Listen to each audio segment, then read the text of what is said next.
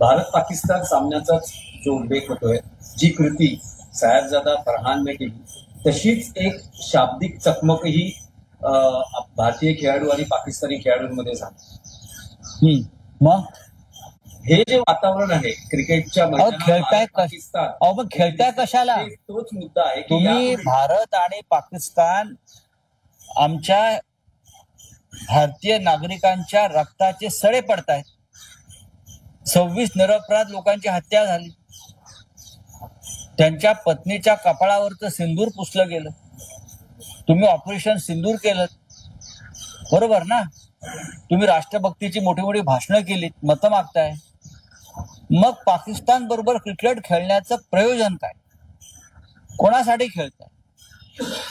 कोणाचं गॅम्बलिंग चाललंय? कोणाचा जुगार चाललाय? हे एकदा आम्हाला कळू द्या। काल क्रिकेटच्या मैदानावर पाकिस्तानी क्रिकेटपटूनं आम्हाला खिजवलं, आमच्या शहीदांचा अपमान केला, मृत नागरिकांचा अपमान केला AK-47ची कृती करून, आणि भारतीय क्रिकेट संघ शाब्दिक चकमकीत अडकून पडलेलं। शेकहँड केलं नाही, हे अंधभक्तांच्या गोष्टी आम्ही ऐकतोय। शेकहँड केलं नाही काय? बाहेर पडायला पाहिजे होतं मैदानात। जय शहाना नैतिक अधिकार आहे का या देशाचा नागरिक म्हणून घेण्याचा? जय शहा या व्यक्तीला काय तुमच्या राष्ट्रभक्तीचा हा गुजरात पॅटर्न आहे? इतरांनी मरायचं आणि गुजरातवाल्यांनी पैसे कमवायचे, असा काय पॅटर्न आहे का? सांगा तुम्ही। हे जर इतर कोणाच्या राज्यात घडलं असतं तर भारतीय जनता पक्ष रस्त्यावर थैथाड करत बाहेर आला असता। आता का करत नाही? साधा निषेधाचा एक सूर तरी निघाला का त्यांच्याकडून या सगळ्या गोष्टीचा? पाकिस्तानचा निषेध करायलाही भारतीय जनता पक्षाचे लोक घाबरतायत। आता आशिष शेलारने सांगावं, जय शहा महान आहे की अति महान आहे? सांगावं ना त्यांनी आता। पण राऊतसाहेब, ICCचे प्रमुख जय शहा आहे।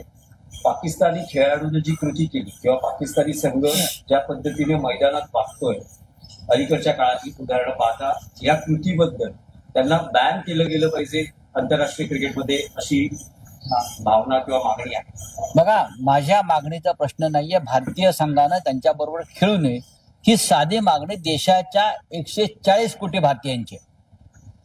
ते बॅन करायचं की नाही हा आंतरराष्ट्रीय विषय असतो। तो जय शहाने ठरवलं तर ते करू शकतात। जय शहाने जर ठरवलं, ते आंतरराष्ट्रीय क्रिकेटचे प्रमुख आहेत ना, ते जर त्यांचे वडील काश्मीर मधले 370 कलम हटवू शकतात तर जय शहा पाकिस्तानवरती बंदी आणू शकतात। एकच रक्त आहे ना, रक्त वेगळं नाहीये ना, तेच राष्ट्रभक्तीचं रक्त आहे ना अमित शहाचं त्याच्या DNA मध्ये। यामध्ये आर्थिक लागेबांधे आहेत।